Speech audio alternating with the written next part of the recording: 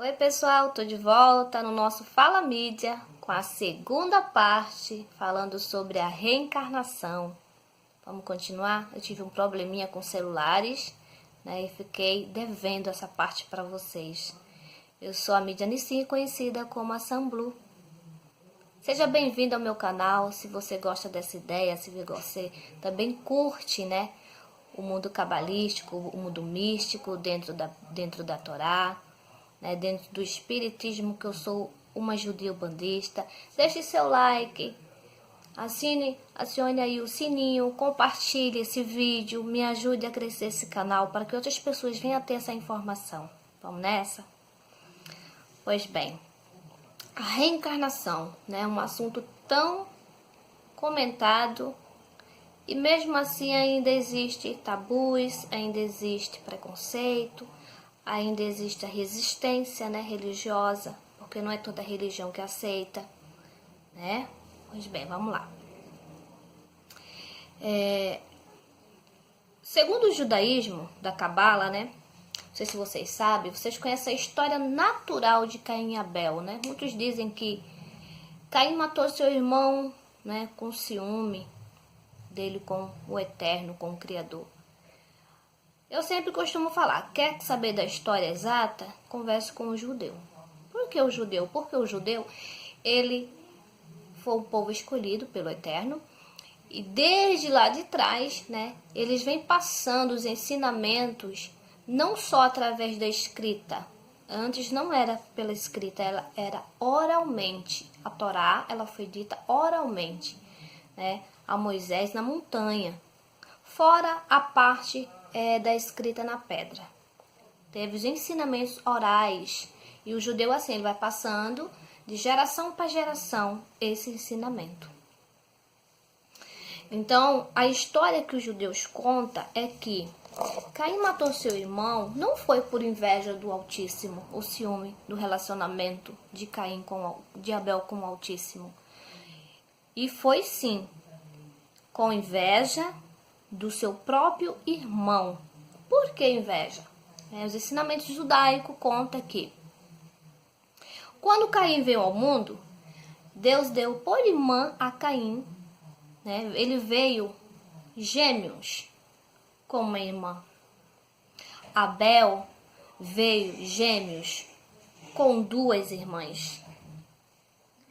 Nisso gerou no coração de Caim a inveja, as perguntas, os questionamentos, porque naquela época só existia eles na Terra. Então era natural que os irmãos tivessem relações sexuais com seus irmãos, né, com suas irmãs, para ser exato. Então Caim pensou, por que o Eterno deu duas mulheres a meu irmão e só me deu uma? Por conta disso, gerou no coração de Caim intrigas, invejas, receios. Então o que ele pensou? Vou eu matar meu irmão e adquirir as mulheres que é dele para mim. E foi assim que aconteceu, né? Por que eu estou contando esse relato? Porque mais à frente você vai ver onde se encaixa tudo isso. É onde encaixa a reencarnação, que eu falei para você no outro vídeo, que eu estou provando dentro das escrituras, que ela existe. Coisa que tem cristão que não aceita a reencarnação. Mesmo estando com os relatos, né, dentro das escrituras, eles negam essa existência. Pois bem, Caim matou seu irmão por causa da inveja, pois ele nasceu gêmeo, né, como eu falei. E matou seu irmão para ter posse das suas duas irmãs. Por volta de 2.400 anos, Caim reencarnou como Jetro. Lembra do Jetro? Né? A mãe da esposa do Moisés, de Moshe. Né? E quando o Moisés, chegou na cidade de Midian, que foi amparado pelo Jetro, né? O coração de Jetro se alegrou ao ver Moisés, e Moisés tinha filhas, né? Então ele pegou Zípora e deu a Moshe como esposa. Ele falou assim: tá aqui tua mulher, estou devolvendo, né? Então ali já estava se cumprindo a reencarnação, né? O acerto de contas. Por que isso? Porque Jetro, dentro da reencarnação, ele era Caim e Moisés era Abel. A história, né, conta assim. Outro exemplo é o de Levi e Simão, na cidade de Siquém, né? Todo mundo conhece essa história, né?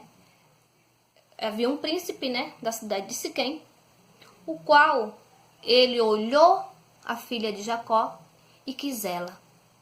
Então, o que ele fez? Ele foi lá, pegou a jovem Diná, à força, e a estrupou, né? Então, ele chegou ao pai, relatou o fato, e o pai disse, vamos consertar tudo isso. Porque o jovem mostrou-se para o pai, a partir dos dias, que estava apaixonado por Diná e queria se ressarcir daquele caso, daquele ensejo. Então, o pai disse, vamos lá pedir a jovem em casamento. Então, eles foram até Jacó, pediram Diná em casamento. E o Jacó disse, eu entrego minha filha, só que tem um porém. Para vocês ter contato com nós judeus, vocês têm que fazer algo. Eles fazer o quê? Os homens da cidade têm que circuncidar. Para quem não sabe o que é uma circuncisão, quando o bebê nasce, o judeu nasce, com 8 meses ele é circuncidado. É um pacto que existe entre o homem e Deus. É como se fosse uma operação de fimose. Então, todo judeu, ele é circuncidado no 8º dia do nascimento. Então, aquele príncipe voltou para a cidade e ordenou que todos os homens fossem circuncidados. Mas, né, Levi e Simão não gostaram da ideia e planejaram sitiar a cidade na madrugada. Entraram na cidade, pegaram a jovem, levaram para sua casa e matou todos aqueles homens que existiam naquela cidade, né? Então, a cidade foi devastada, né? Por Levi, por Simão. Aí, roubaram a Diná, levaram a Diná para casa, passando 800 anos de história, a história se repetiu no deserto, né? Com o bruxo Balaão. Balaão trabalhava para um rei chamado Balaque. Balaão, ele era um dos maiores bruxos já existentes naquela época, né? E Balaque deu ordem para aquele homem destruir o povo de Israel no deserto. Vai lá e amaldiçoa aquele povo. Balaque foi. Só que quando ele olhou o povo de cima de uma montanha, Deus falou com ele e falou, não pode amaldiçoar o que eu abençoei. Balaque foi, voltou para o rei e falou que não podia fazer aquilo. Então, elaboraram um plano para eliminar, né, os israelitas que estavam no acampamento lá embaixo. Mandaram um monte de jovens, né, prostitutas, para encantar aqueles homens de Israel. E havia um príncipe de Ziberém, olha o nome dele, Ziberém Ben Salu, né, descendente de Simão, ou seja, ele era a 4ª geração de Simão na terra. Ele pegou uma dessas princesas do rei Balaque e a estrupou e a matou.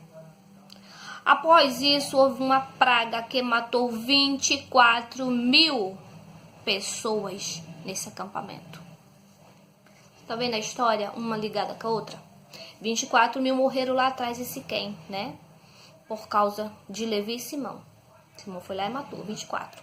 Depois de 800 anos, quem veio pagar tudo isso foi a 4ª geração de Simeão, morrendo 24.000 de novo.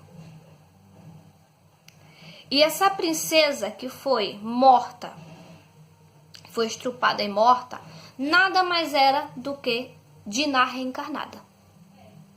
Vocês estão vendo a ligação de uma coisa com a outra? Na reencarnação não há retrocesso, e sim evolução, conceituado, né? Conceituado, seus erros, não reencarna, ou seja, se você não consertar seus erros, né? Você vai ficar vendo reencarnar, até aguardar a ressurreição. Chega um limite de reencarnação que você não pode mais reencarnar. Aí o seu espírito vai para o descanso eterno, até a ressurreição. Vocês entenderam? Podemos reencarnar várias vezes, pois o espírito é único, o corpo são vários. A alma e espírito não têm sexo, podendo vir a nascer em qualquer corpo masculino ou feminino. Tá aí a resposta para você que não se aceita. Tá aí a resposta para você que se denomina homossexual. E que às vezes se torna até um trauma na vida da pessoa. Eu não aceito ser assim, eu não aceito ser homem, eu não aceito ser mulher, eu não aceito ter essa genitália. É por causa disso. Tá aí a explicação também para você que é homossexual, a reencarnação. Talvez você se pergunte: por que que eu tenho esses gostos dentro de mim? Por que que eu sou assim? Por que que ninguém me aceita? Por que que eu vim ao mundo assim? Né? Como eu falei, quando o espírito reencarna num corpo, o espírito é único. A carne são vários moldes. É como se você estivesse vestindo uma vestimenta. É como se... Aí você se sente assim: eu não gosto de terno, eu gosto de vestido. Ou eu não gosto de vestido, eu gosto de usar terno. É assim, entendeu? Deus, em sua infinita sapiência, nos deu a vida predestinada. O judeu, ele não crê em destino, ele crê na predestinação. Ou seja, uma palavra que eu sempre falo, maktub, é uma palavra árabe. Está escrito, ou seja, tudo já foi escrito antes de você vir ao mundo. Sua história. É por isso que às vezes você passa no lugar e fala assim, você tem um déjà vu, né? Aquele relapso de memória. Você falou: opa, eu já vi esse lugar, eu já estive aqui, ou eu já vi essa pessoa. Meu espírito se alegrou quando viu essa pessoa, porque seu espírito reconheceu aquele outro espírito. Isso vem também da reencarnação, o qual as pessoas falam déjà vu ou déjà vu. A responsabilidade do porquê fez ou não fez, né? A gente carrega isso com a gente, e por conta disso temos que reencarnar para consertar tudo isso. Sabendo que a lei universal é ação e reação, plantar e colher, né? Eclesiastes 12:14 fala assim, ó. Vou ler para vocês. Deixa eu ver se eu consigo ler, porque minha Bíblia é muito pequena. 12 fala assim: além disso, meu filho, presta atenção, muitos livros podem ser escritos. Não há limite para isso, e estudar muito cansa a carne, né? Minha Bíblia, ela é israelita. Tá? Então, estudar cansa a carne, né? Realmente. Mas a gente precisa estudar para poder entender, né? Entender um pouco do Criador. Mas também existem outros espíritos que não aceitam ou não podem mais reencarnar por conta de suas ações terrenas. Esses são como joias que precisam passar pelo fogo para ser lapidado. Fogo esse que não se consome. Ou seja, após várias reencarnações, quando o espírito ele não consegue mais reencarnar, ele tem que ser lapidado no fogo. Há uma parte da Bíblia, se eu não me engano, em Êxodo, quando o Eterno determinou que fizesse uma tenda para ele, uma tenda de adoração, ele deu ordem que os hebreus, né, pegassem tudo que pudesse e consagrasse para ser entregue à tenda da adoração. O que não pudesse passar pelo fogo, passasse pela água. É daí que vem o batismo. Porque somos carne, somos vida. Eu não posso pegar um ser humano e jogar no fogo, porque eu vou estar matando, né? Mas os utensílios que forem entregues para o templo, teve que passar no fogo, forjado pelo fogo, um batismo. Assim são esses espíritos. Quem são esses espíritos? Esses espíritos, eles hoje são as entidades. As entidades. Por isso que eles ficam num grau elevado, né? Entre o nosso plano e o plano superior. Eles ficam em fronteiras. Como os Exus, como as pombagiras, são denominados espíritos forjados pelo fogo. Porque eles já viveram muitas reencarnações. Já passaram por muitos patamares da vida humana. Então eles têm que ser... Eles hoje, né, foram batizados no fogo, né? E isso aceitaram a missão de guardiões, guias, se transformando em entidade de auxílio aos humanos diante de Deus. Então, para você que julga, que fala que as entidades são demônios, né? A gente sabemos que existem demônios no mundo inferior. Mas existem também as entidades de luz que nos vêm para nos auxiliar como guias, como anjos protetores. Eles se elevam a outro plano, aguardando a ressurreição, porque essas entidades também têm um limite de tempo para trabalhar para nós humanos. Terminou o tempo deles, eles vão ser elevados, vão ficar aguardando a ressurreição, junto com os demais espíritos. Aí você se pergunta, mas como vou reconhecer alguém depois de vários nascimentos com corpos diferentes? É uma pergunta bem interessante, né? Eu lhe respondo. O corpo é como uma vestimenta, né? Como uma vestimenta. Que se acopla, dá forma ao espírito e ao corpo. Ou seja, o espírito dá forma ao corpo. O espírito que envolve a alma, dando forma aos atributos de cada indivíduo. A cada vida reencarnada se evolui e se conserta onde é preciso. Isso não vale para o pré-espírito, o corpo. Cada parte consertada é elevada e aguarda o momento de um todo estar perfeito para se tornar o corpo incorruptível. Ou seja, eu nasci, vamos dizer assim, com um problema nos rins. Um problema muito sério nos rins.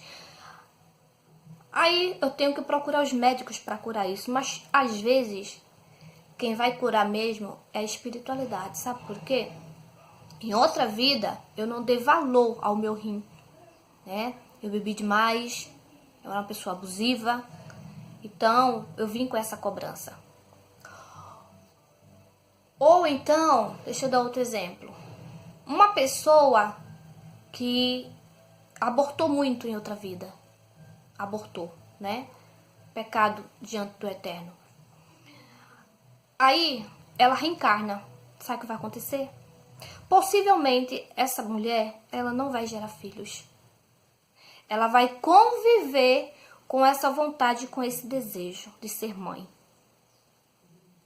Ou então essa mulher em outra vida foi uma parteira, né? Antigamente existia muito disso, muita parteira. As mulheres eram procuradas para cometer abortos, né? Assim como também traziam a vida, né? Ajudavam as mulheres a ter seus bebês, assim também elas impediam a gestação. Essa pessoa, ela é cobrada em outra vida, com certeza, tá? Outro exemplo que eu vou dar a vocês. O cara foi morar com uma mulher, né?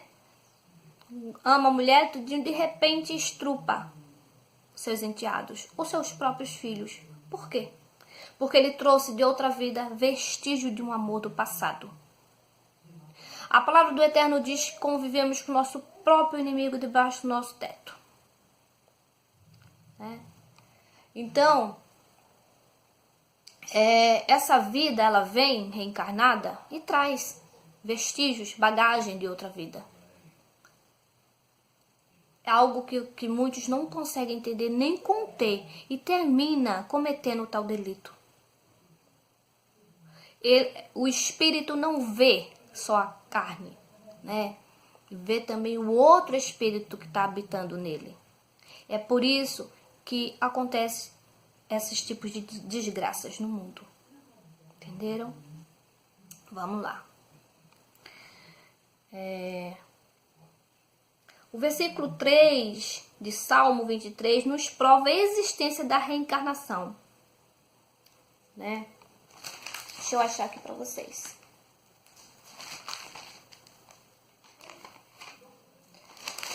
Opa, vamos aqui, rapidinho.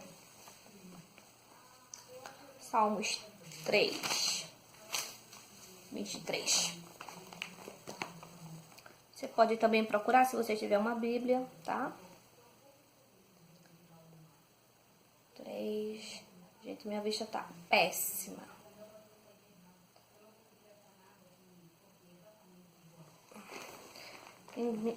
Errei um aqui, tá? É Salmo 23, versículo 3. 23. Desculpa não ter marcado logo, gente. Eu queria logo fazer esse vídeo. Por isso que tá assim, tá? Vamos lá. 23, versículo 3.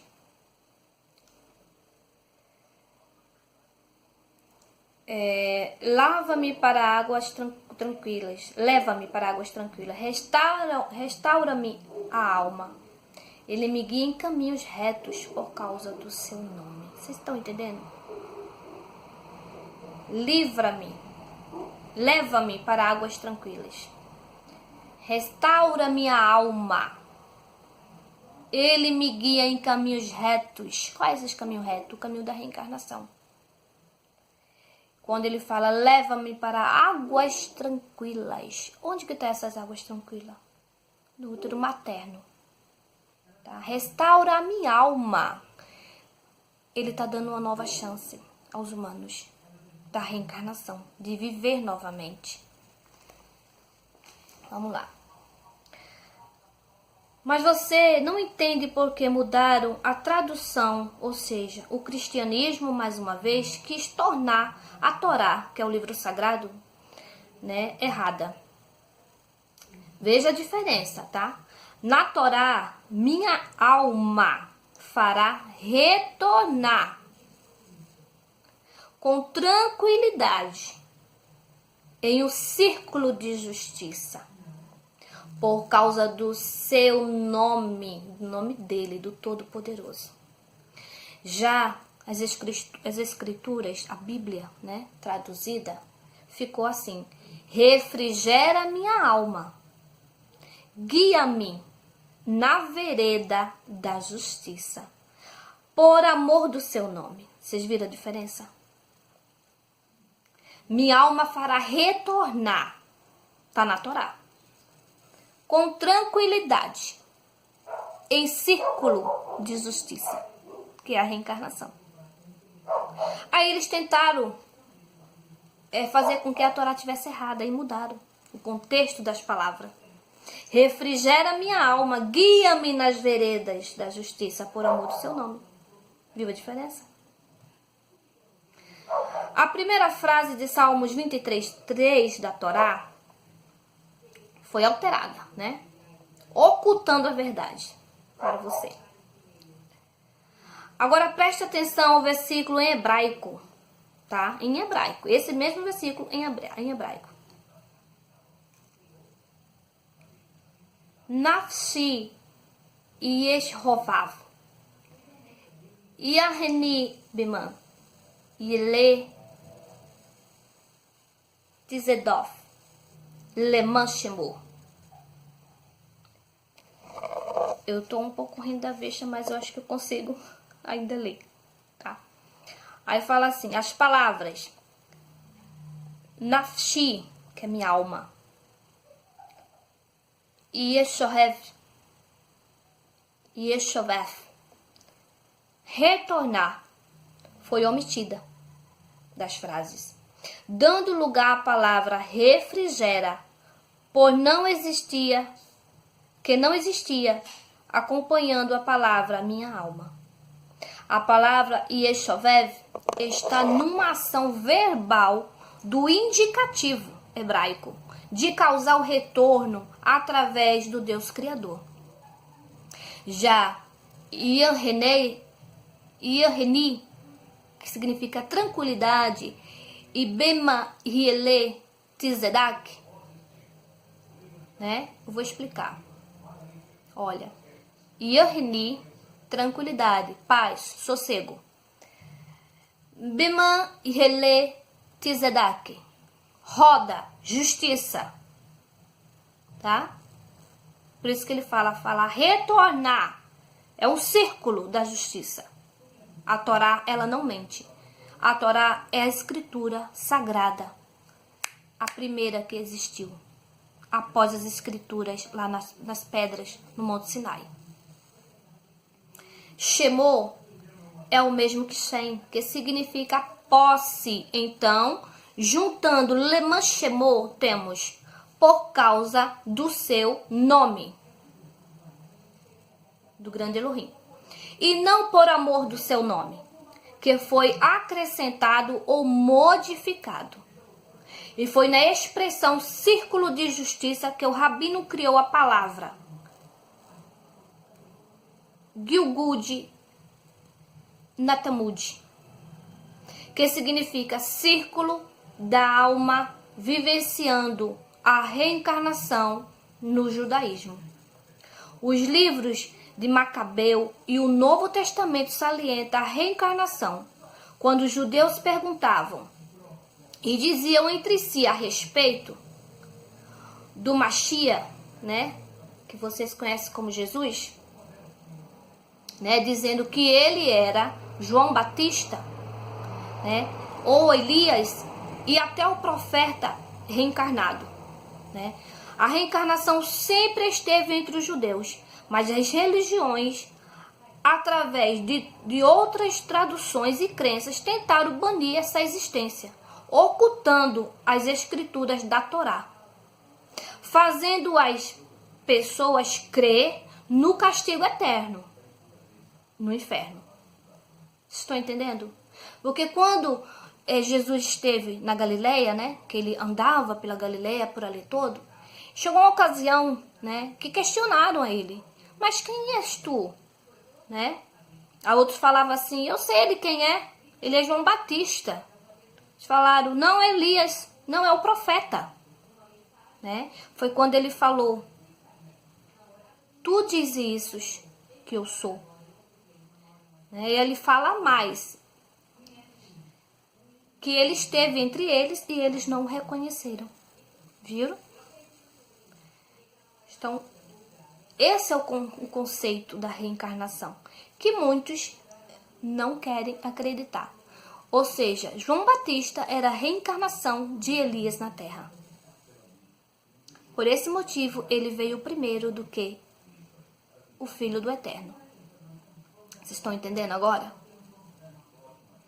A reencarnação na visão espírita diz que a alma não entra num estágio final, mas volta ao círculo renascido. Eu espero que esse vídeo tenha ajudado você um pouco a entender o que é a reencarnação. Um grande beijo, um grande abraço. Não esqueça de me dar seu joinha. Não esqueça de compartilhar. Não esqueça de acionar o sininho. Não esqueça de se inscrever no meu canal. Eu preciso de você para levar esse canal adiante. Um grande abraço. Shalom e aquele axé. que para quem não sabe, eu sou uma judia ubandista. Shalom.